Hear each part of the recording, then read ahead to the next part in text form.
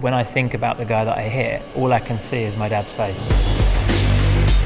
My business has been officially valued at 25 million. Really? And they diagnosed me close to a psychopath. Do you think people are born evil?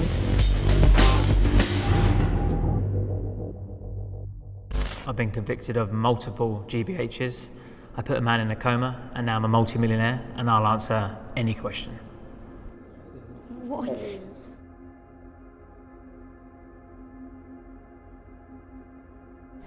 Teddy.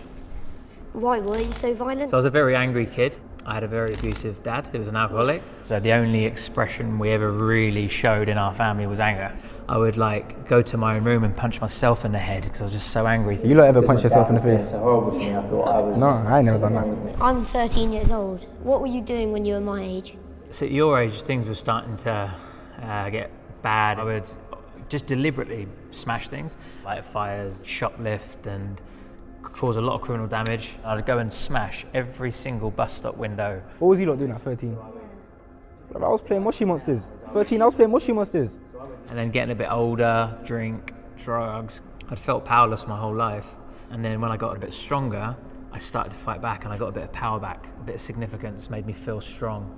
And I kind of became a little bit addicted to fighting. I had an ASBO. And a year after I was expelled from school. We all have the ability to be bad. We all have that in us, you know what I mean? And there was one night where I was in a taxi queue and I jumped to the front of the taxi queue and skipped the queue. Didn't realise, but I was just so drunk I kind of stumbled in there. And to this day, and this is no excuse, but I just want to try and explain, to this day, when I think about the guy that I hit, all I can see is my dad's face. Right, so I know that he triggered me, which is no excuse. I take full responsibility. I just snapped and just attacked him. Do you think he's crazy?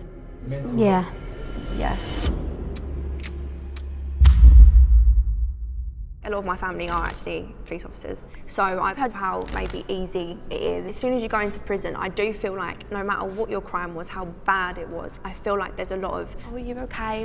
Is everything all right with you? How are you feeling today? People who are suffering don't get that. So why all of a sudden someone who's done something so terrible, getting all this help from such professionals all of a sudden? But then there's people that need it. I can answer it. They do get it.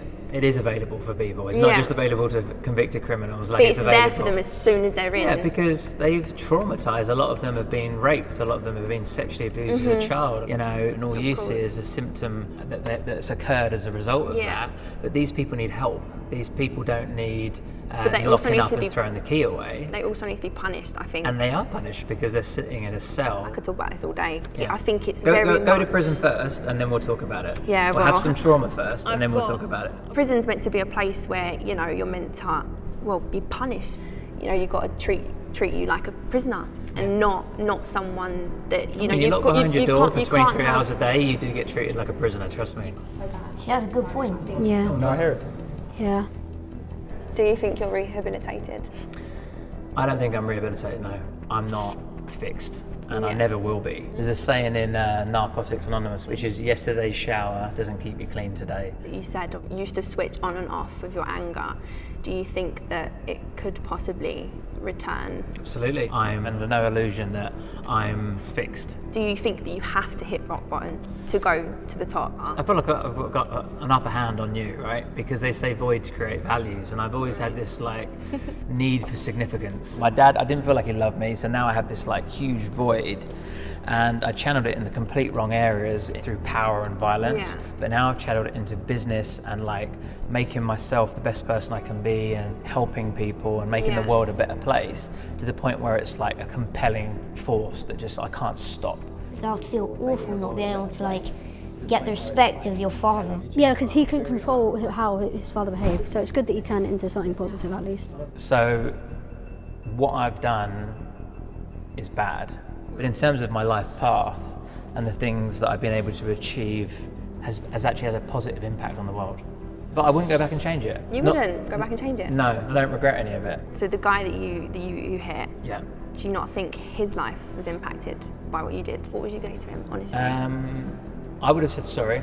Yeah. And I would have said thank you. Yeah. Because he was the last significant thing that made me change. I regret that I've caused harm to him and his family, of course. Okay. But I don't regret everything as a whole, because otherwise I wouldn't be where I am now. You don't need like trauma and that kind of thing to be who you want to be. Because you did a lot of like violent acts that kind of affected people's families. Did you experience guilt or shame?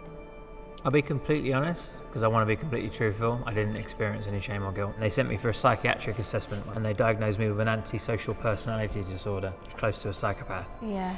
And I wouldn't label myself a psychopath, but I would label myself as someone on the low scale end of the emotions. Yeah. And it's because I've shut them down over the years of trauma. So I didn't understand remorse, guilt, shame. But in terms of a feeling, to be honest, at the time, I didn't feel anything though. Wow. When you entered prison, did you carry that violence with you, or did you want to leave it behind immediately? I had a breakthrough moment. I realised that I needed to stop blaming everything and everyone around me for why my life was so tough. And I realised that if I wanted my life to change, I had to change myself. I've always been very addictive.